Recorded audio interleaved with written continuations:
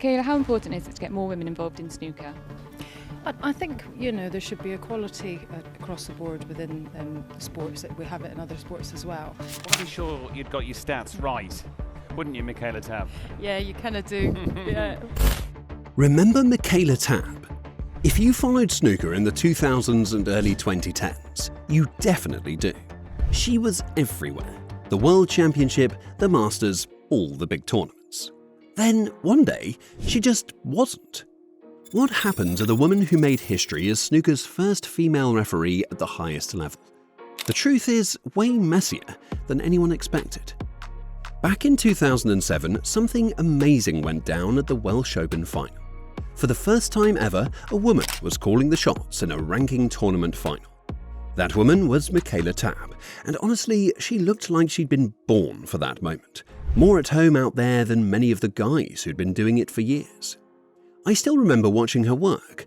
There was something different about her approach. She was calm, precise, and never seemed rattled by the pressure. Players loved her. Fans respected her. She was simply one of the best referees, period. The breakthrough moment came in 2009. John Higgins versus Shaun Murphy at the World Championship final. 18 days at the Crucible, millions watching worldwide, and there's Michaela making history again. The first woman to referee snooker's biggest match. She handled it perfectly. But looking back now, maybe that success planted the seeds of what would eventually destroy her career. By 2012, she'd done it again, another World Championship final. At this point, she was just Michaela Tabb, one of snooker's top officials, apart from being the female referee. Players specifically requested her for their matches. That's huge in professional sports, when the competitors trust you enough to want you calling their biggest games. But here's where things get complicated. Success in sports can be a double-edged sword, especially when you're breaking new ground. Michaela was getting more high-profile matches, more recognition, more respect from players and fans. But apparently not everyone behind the scenes was thrilled about this. Looking back, there were probably warning signs that most of us missed. Maybe she wasn't getting assigned to certain tournaments. Maybe there were comments made in private. Maybe the bonuses weren't quite equal. These things happen gradually, quietly, until one day they explode into something much bigger. In March 2015, after the Australian Goldfields Open, Michaela Tabb disappeared from professional snooker, without any announcement, farewell, or explanation. One day she was there, the next she wasn't. The snooker world noticed immediately. Where was she during the 2015 World Championship? Why wasn't she at the Masters? The absence of someone so prominent was impossible to ignore, but nobody seemed to have answers. Then came September 2015, and everything made horrible sense. The Employment Tribunal filing hit like a thunderbolt. Michaela Tabb versus World Snooker Limited. Sexual discrimination, unfair dismissal, breach of contract. Suddenly, the mystery of her disappearance had an explanation, and it was ugly. Reading her statement was heartbreaking. Think about that for a second. This is someone who has achieved literally everything possible in her field. She's refereed World Championship finals, earned the respect of every top player, and became the most recognizable official in the sport. And yet, according to her claims, she was being treated as less than equal because of her gender. The allegations were damning. Unequal pay compared to male colleagues, being excluded from high-profile tournaments without explanation, a hostile working environment that included inappropriate comments and behavior. The woman who'd gracefully handled the pressure of snooker's biggest stages was apparently dealing with discrimination behind the scenes. What made it worse was the isolation she described. Despite being the most famous referee in snooker, she allegedly had no support system within the organization when things went wrong. Imagine achieving everything in your career only to find out the people running the sport didn't really want you there. World Snooker fought the allegations, as organizations typically do in these situations. But in the end, they settled out of court for an undisclosed amount. No admission of wrongdoing, no public apology, just a quiet financial settlement that swept everything under the carpet. For the legal system, the case closed. For Michaela's career, it was over. The settlement might have brought some financial compensation, but it didn't give her back what she'd lost: her passion, her career, her place in the sport she'd helped modernise. The damage was permanent. More broadly, her departure sent a chilling message. If someone as accomplished as Michaela Tabb could be pushed out of snooker, what chance did other women have? Her absence left a massive void that took years to fill, and probably discouraged countless other women from pursuing careers in sports officiating.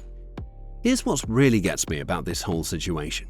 Michaela was exceptional, and players trusted her judgment completely. Fans enjoyed watching her work. She brought a different energy to tournaments, made them feel more professional somehow. When she officiated those World Championship finals, she was proving that talent and competence matter more than gender, not just making history for women in sports. She was changing minds, breaking down stereotypes, and inspiring young women around the world. But according to her allegations, the very thing that made her special, being a successful woman in a male-dominated field, became the reason some people wanted her gone. The irony is devastating. Michaela's story highlights something uncomfortable about professional sports. We love to celebrate diversity and inclusion when it looks good for publicity, but maintaining those values when nobody's watching requires real commitment. Based on her allegations, that commitment may have been lacking in snooker. The sport lost more than just a great referee when Michaela left. It lost credibility, it lost a role model, and it lost the chance to show that it had truly evolved beyond its old-fashioned roots. Her departure also represents a broader problem in sports. How many other talented women have been pushed out of careers they earned through discrimination they didn't deserve? How many potential Michaela Tabbs never even got the chance to try because they saw what happened to her? Today, when people talk about Michaela Tabb, there's always a sadness mixed with admiration. She should be remembered purely for her achievements, the barriers she broke, the standards she set, the history she made. Instead, her story serves as a cautionary tale about how sports organisations can fail the very people who help them progress. The one event that ruined Michaela's career wasn't a bad call in a match or a controversial decision. It was a systemic failure to treat a pioneering woman with the respect and equality she deserved. That failure cost snooker one of its best officials and sent a message that excellence might not be enough to protect you from discrimination. Watching old footage of Michaela refereeing now feels bittersweet. There she is, confident and composed, making the right calls under intense pressure, commanding respect from players and audiences alike. She looks like she belonged there, because she absolutely did. Her story should serve as a reminder to all sports organisations that bringing in diverse talent isn't enough. You have to support them, protect them, and treat them fairly once they're there. Otherwise, you're not really committed to change, you're just performing it for show. Michaela Tabb's snooker career ended not because she wasn't good enough, but allegedly because she was too successful as a woman in a man's world. The sport had something special with Michaela, and according to her claims, they threw it away because some people couldn't handle a woman being excellent at her job.